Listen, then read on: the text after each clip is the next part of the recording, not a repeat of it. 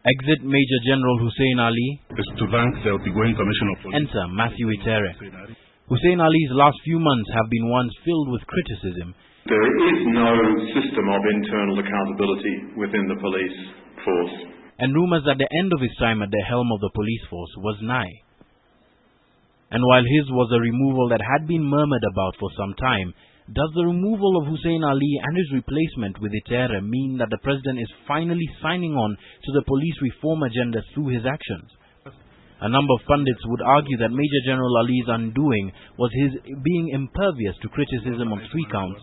First, with regard to the post-election violence, that anyone who violates the law will be prosecuted regardless of his political affiliation.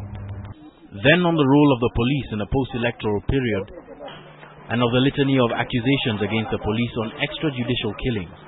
So the first thing you ask yourself is, if these large numbers have died, and have died from shootings, and looking like all of them are execution-style killings, and there's a conspiracy of silence, isn't then the right thing to do expose this issue? The police cannot be accused every time a missing person is found murdered.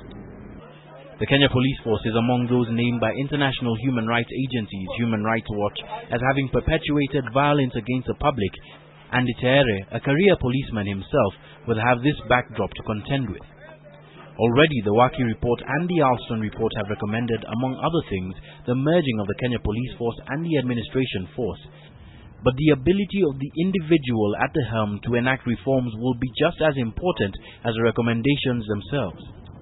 Itere himself is a career GSU officer, the first commissioner to have been chosen from among the ranks of the paramilitary unit.